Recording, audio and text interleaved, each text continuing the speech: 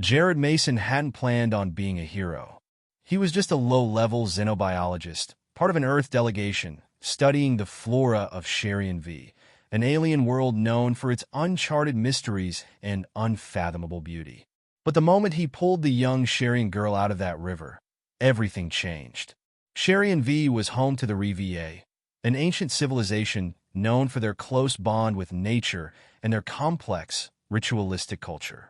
Jared had come to the planet expecting to document plant life, maybe run some tests, but fate had something much stranger in store. The girl he saved was no ordinary Ri'va. Her name was Trella, and she was part of the noble Aleph lineage, the ruling bloodline among the Ri'va. When he saved her from the icy grip of the river, he broke an ancient custom. By tradition, anyone who saved a member of the Aleph was bound to them in an unbreakable pact, something Jared later learned was called the Kah'drai. To the Ri'va, this was no mere debt of gratitude. It was a sacred tie, where both souls were fused in spirit, bound by destiny.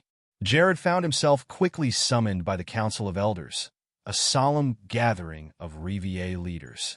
Their gazes were inscrutable as they watched him, sitting there in his worn uniform, feeling completely out of place. "We are grateful for your courage," Elder Sakai began, her voice a strange mixture of solemnity and warmth. "You saved Trella's life, and by our custom, this act binds you to her." Jared shifted uncomfortably. "I did what anyone would have done. I couldn't just let her drown." Elder Sakai nodded, her expression softening. "That is why we honor you. But there is more to this than you understand, Jared Mason of Earth." A murmur passed through the other elders as Sakai explained the Kah'drai in fuller detail. Jared's stomach tightened. According to their traditions, his actions meant he would now become Trella's Meksha, a word that translated roughly to guide. He would be responsible for helping her undergo the Essence Rite, a coming-of-age ceremony that marked her spiritual transformation into adulthood. It was a ritual where, symbolically, she would pass from innocence to experience, a journey traditionally guided by one who had saved her life. This was not a physical act, as Jared initially feared. It was more like a deep soul bonding, an intertwining of their life essences, where he would share with her wisdom, fears, memories, and hopes. It was a process that would leave both of them changed forever. "We don't do things like this on Earth," he said nervously, trying to explain his reluctance. "I'm just a scientist, and Trella, she's a stranger to me." But Sakai's gaze did not waver.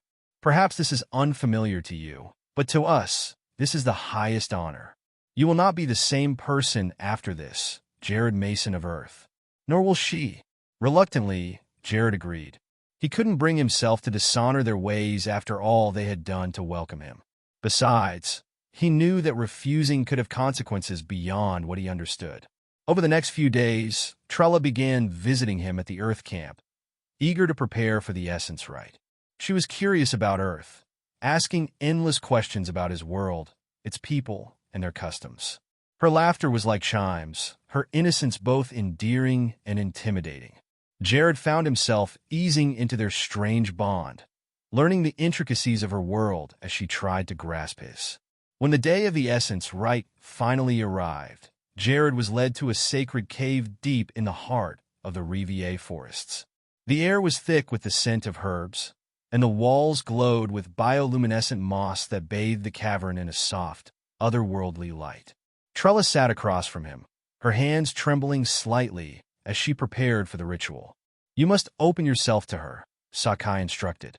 "Think of your most profound memories, your deepest experiences. Through you, she will understand the vastness of life, of existence beyond our world." Jared closed his eyes, feeling his heartbeat quicken. He thought of his first stargazing night as a boy, lying under a blanket of stars. He thought of his mother's laugh, of the excitement of his first trip beyond Earth's atmosphere, of the friends he'd lost in space exploration's dangerous pursuits.